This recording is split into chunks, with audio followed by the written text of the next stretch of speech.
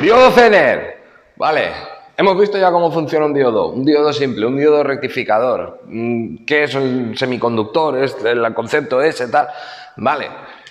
Ahora resulta pues que, claro, esto se desarrolla y empiezan a surgir distintos tipos de diodos que simplemente dependen pues, de la fabricación que se lleva a cabo, de los métodos de esos procesos de dopaje electroquímico, etcétera, etcétera, etcétera.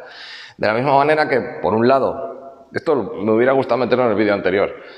Cuando hablamos del LED, por ejemplo, el diodo LED, ¿vale? LED viene del acrónimo de Light Emitting Diode, diodo emisor de luz. Y esto no es más que, otra vez, un diodo emisor de luz. ¿Por qué?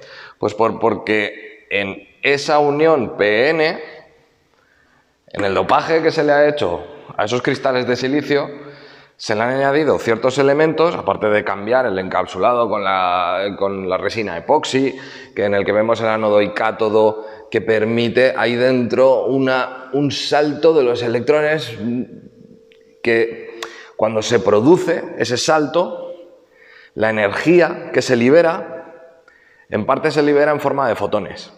Esos fotones, lo que se consigue en el dopaje que se hace por ejemplo, pues añadiendo arsénico, galio, que con esto conseguimos ciertos colores, el rojo, el azul, tal.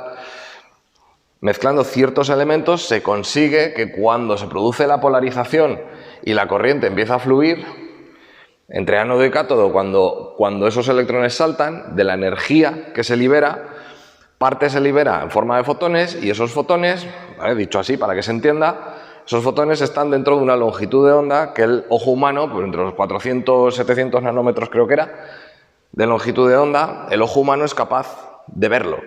Es capaz de verlo. Entonces, claro, por eso se pone además con la resina epoxi para que pueda liberarse esa energía y la podamos ver. Entonces, al final, no deja de ser un diodo. Y no deja de ser el mismo principio del semiconductor con un dopaje electroquímico en las regiones, pero con unos elementos específicos que en laboratorio se han desarrollado y se ha visto que son capaces de emitir una luz dentro del espectro de visión del ojo humano. Maravilloso. Y de ahí tenemos la iluminación magnífica que tenemos ahora mismo. Pero hay otros tipos de diodo, el Schottky, el Zener, que es con el que me interesa bastante ver. El diodo Zener, como pasaba normalmente con todas las cosas en ciertas épocas, se llama Zener porque su descubridor o desarrollador se apellidaba Zener. El diodo Zener tiene la peculiaridad de que, así como en un diodo normal nosotros veíamos la respuesta de un diodo normal, ¿vale? Esto sería tensión, esto sería intensidad.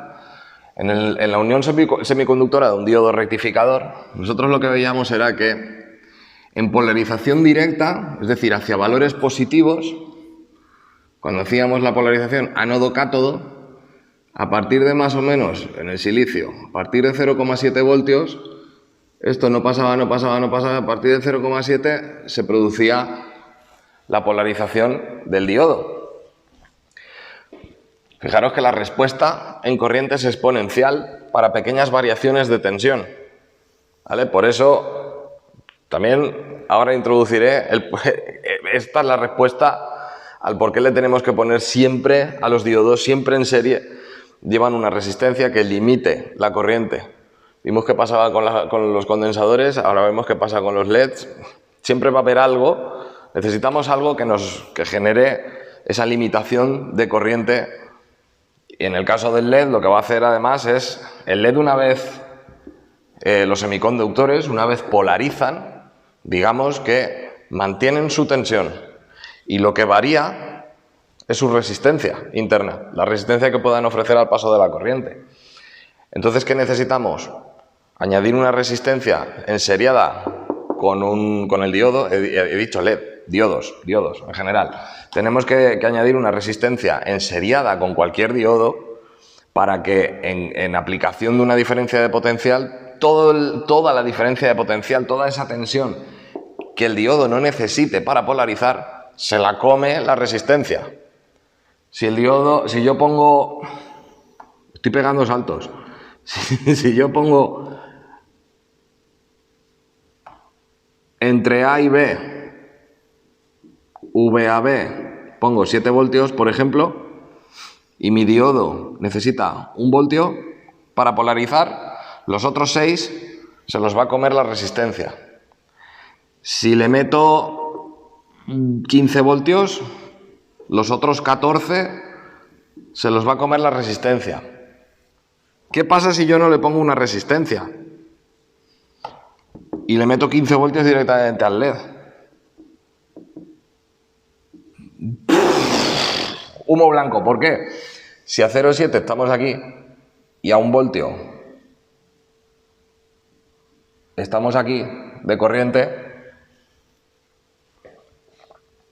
a 14 voltios es como si fuera un cortocircuito, ¿verdad? Precisamente. Bueno, una vez dicho eso, recojo cuerda, ¿vale? Dijimos que si aplicábamos en el diodo rectificador, aplicábamos la tensión al revés, en polarización inversa, resulta que esto aguantan bastante más, ¿vale? Son capaces de aguantar hasta cierto punto. Tenemos catálogos inmensos con gran cantidad de diodos diferentes que aguantan distintas tensiones, que polarizan a un punto u otro. Y lo que tenemos es que llega un punto en un diodo normal, un diodo rectificador, un diodo LED, llega un punto que en polarización inversa se produce lo que se conoce como avalancha de electrones. Es la destrucción del semiconductor, la destrucción del diodo. Bueno, pues, ¿por qué explico esto ahora? Porque Zener consiguió que en polarización directa su diodo Zener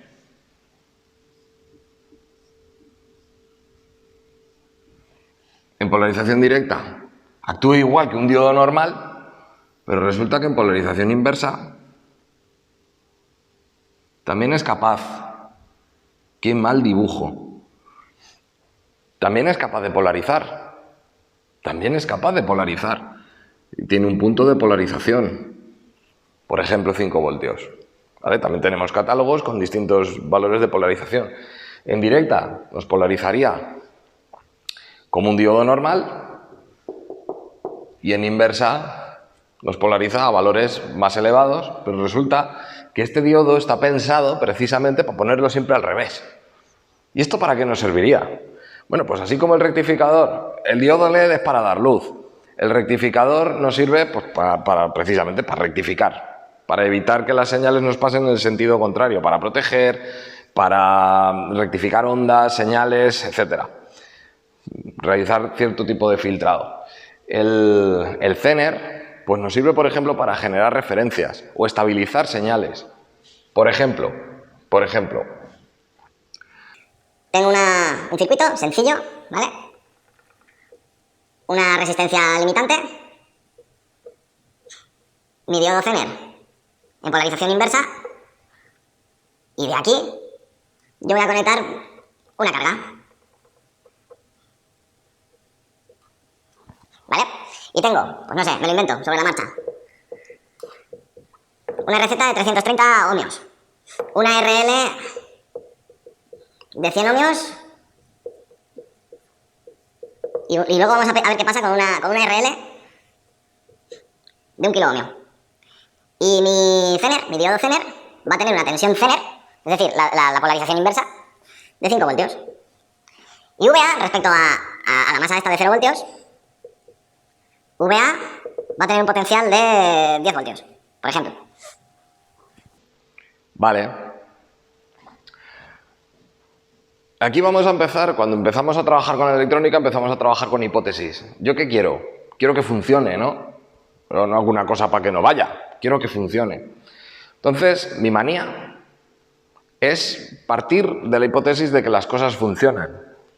Si esto funciona, significa que está polarizado. Yo asumo la hipótesis asumo la hipótesis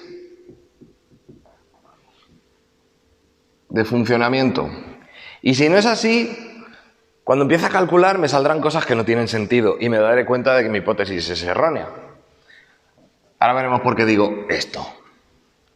Si asumo la hipótesis de que esto funciona, quiere decir que voy a hacer mi propuesta A, donde la RL son 100 ohmios. Esto está polarizado. Si está polarizado, ¿qué necesito para que polarice? Su tensión de Zener, ¿no? 5 voltios. Si aquí tengo 0, aquí tengo 5 más.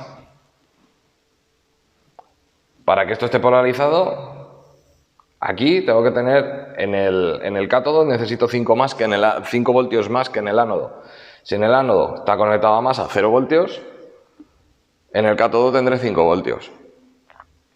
¿Podré tener más? No. ¿Por qué? Por lo que hemos dicho antes, porque en el momento que esté polarizado, se queda ahí.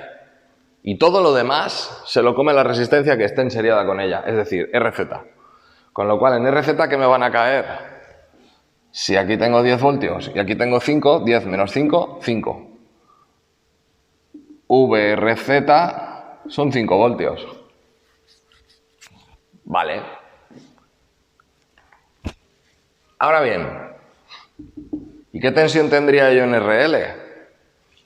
Por un lado, 0, ¿no? Y por el otro lado, todo este nodo está a 5 voltios. También estará a 5 voltios.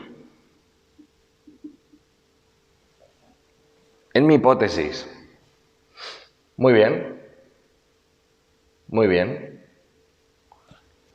¿Qué corriente me va a estar pasando por la RL? Será la tensión que me está generando, me está estabilizando el Zener, partido el valor de la RL. En teoría me está pasando 0,05 amperios, 50 miliamperios. Vale.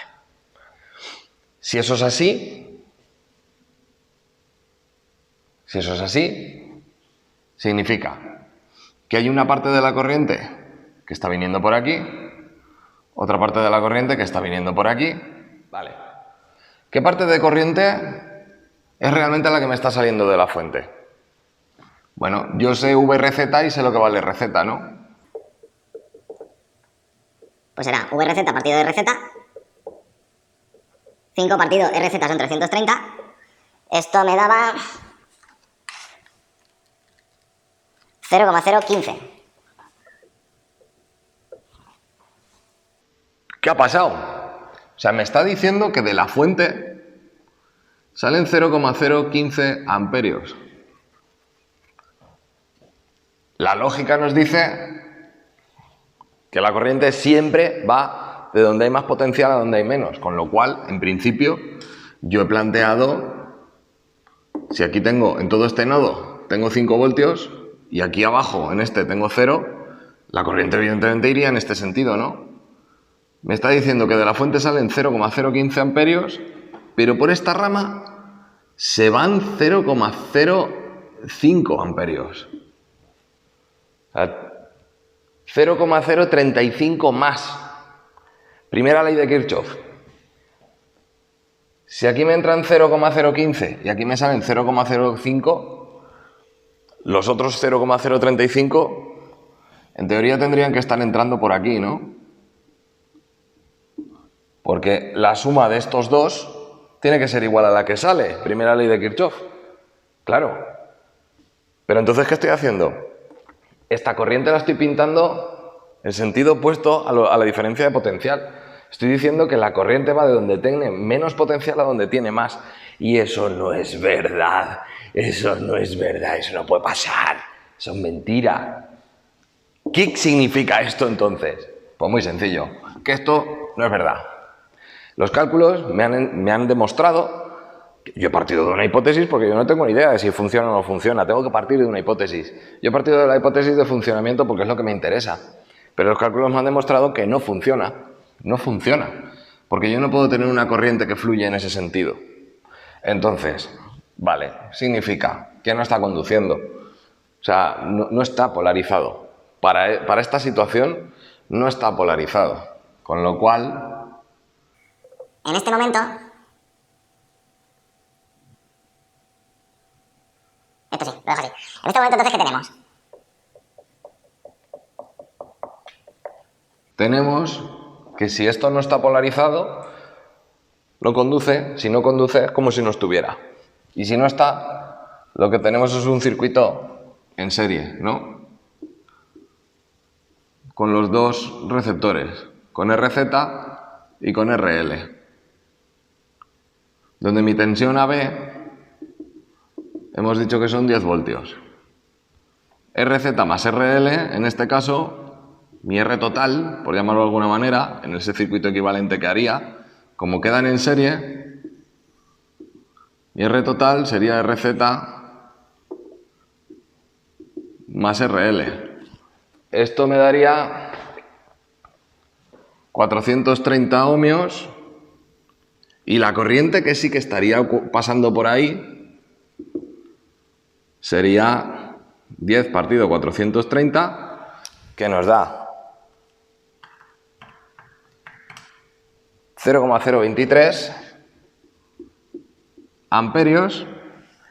Y claro, ahora cuando despliego esto y lo convierto en esto, realmente ¿qué corriente? ¿Qué corriente me está pasando por la carga? Esta, ¿no? Porque están en serie. ¿Y qué tensión tendría la carga? Y ahora veremos por qué estoy calculando esto. Pues 0,023, porque esta es la misma para la Z y para la RL, porque no está polarizado.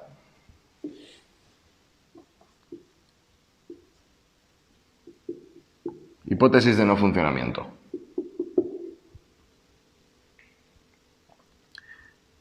La RL valía 100, 2,3 voltios. Me dice que debido a esta configuración, 2,3 voltios es lo que me cae en la RL. Entonces, claro, me está diciendo, si esto lo tengo a potencial 0, me está diciendo que aquí me están cayendo la VRL, son 2,3 voltios. Si aquí tengo 0 y esto está en paralelo con el Zener, 0 más 2,3, 2,3. Significa que yo aquí, como es el mismo nodo, tengo 2,3. Necesito 5 para polarizar. Efectivamente no está polarizado. ¿Vale? Eso es lo que quería yo ver. Diodo Zener. Nos ayuda a estabilizar tensiones. Luego, cuando más para adelante, tenéis vídeos de fuente, de alimentación, ¿vale? Y veremos que, pues, oye, tú quieres generar una referencia estable en un punto, pues metes una resistencia limitadora para que no se nos queme el diodo y se trague toda la tensión que no necesita el diodo para funcionar, para que la tensión de polarización será una y todo lo que le sobre se lo come RZ. Y luego, pues, entre medias, ponemos una carga.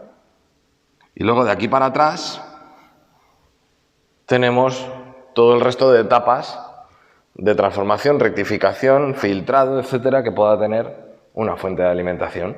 Y cuando llegamos aquí, esto sería el esquema más básico, al final del todo, de cómo estabilizamos la etapa de estabilización de la tensión para la carga. Pero bueno, ya llegaremos a eso. Que se me quedan los vídeos tremendamente largos. ¡Hala!